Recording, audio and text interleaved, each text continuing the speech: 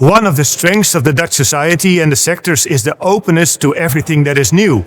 New to learn, amongst others, new technologies and opportunities that come up with adaptation of new technology. We have recently experienced that in the adoption of the electric car. Now over 30% of all new cars are sold are electric.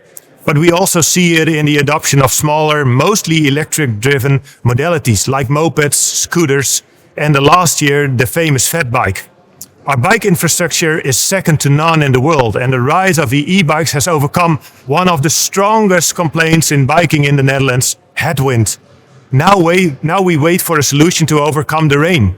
And last but not least, for the Dutch, the bike is a non-discriminating means of transport. Younger people, older people, rich, poor, work-related, school-related, leisure-related, the bike can be always used. The biggest innovation power is in the willingness to leap forward in the future when it comes to modalities, new technologies, new solutions, and even new regulations. Ergo, the willingness to pilot. We see big steps taken by the bike industry, the industry for light electric vehicles, but also big steps with regulators, taking quantum leaps in making zero-emission vehicles mandatory in city centers and designing 15-minute cities, where the number one modality isn't the car anymore.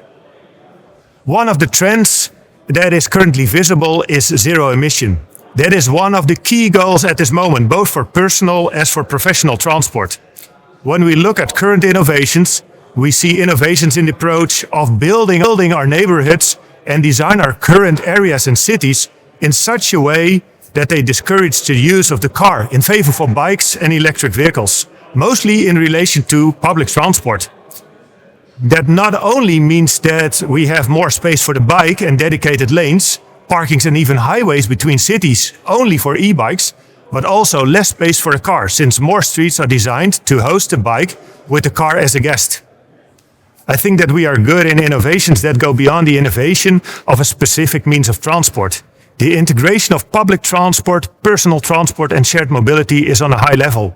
The adoption of apps to plan our modes of transport is very high, and the road is paved in several governmental programs to get more personalized traffic information on your personal devices.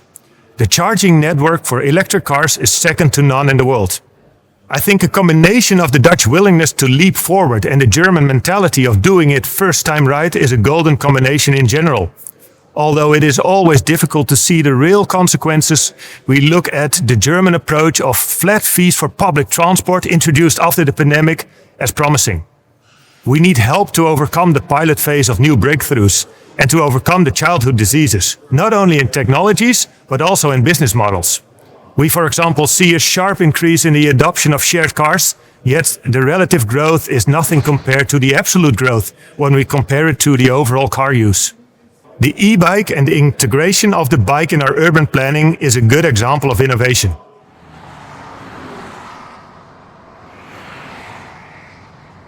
Wir von Mobink, wir sind internationaler Mobilitätsdienstleister und wir wissen, die Niederlande sind Vorreiter in nachhaltiger und smarter Mobilität. Durch die enge deutsch-niederländische Zusammenarbeit profitieren Unternehmen von innovativen Lösungen wie Smart Parking, das Parkraumnutzung optimiert, Kosten senkt und den Alltag für alle erleichtert. Gemeinsam bringen wir bewährte niederländische Technologie nach Deutschland, um eine effiziente und nachhaltige Mobilität zu ermöglichen.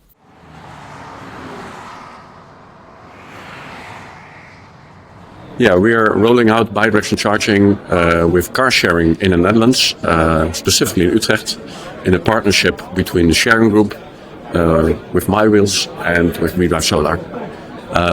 And our aim is to do two things. First, we want to improve the business case of electric car sharing, as electric cars are still more difficult to have a good business model for car sharing. With bidirectional charging, we lower the costs of charging, and we can also make some money when the car is not being used. So shared vehicles standing still can still be of benefit to the business case. That's number one. The second thing is that we want to enhance the support for car sharing. So there's a lot of political debate in cities. How much do we need to support these car sharing schemes? And what we really want to do is to use also solving grid congestion as an enabler of and growing the support for car sharing. Grid congestion is a huge issue in Dutch cities. Shared vehicles providing grid congestion services can really help to solve this issue. And this will also help grow the support of car sharing in general. So combining both the business case and the support of car sharing, we think that bidirectional charging can really help. The project we are starting now in Utrecht, together with MyWheels, is really about the first scale-up in Europe of bidirectional charging.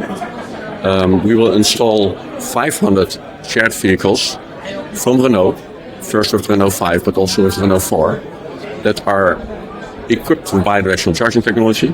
We are installing our newest redox solar chargers, and this will be the first deployment of this technology in such a scale in the Netherlands.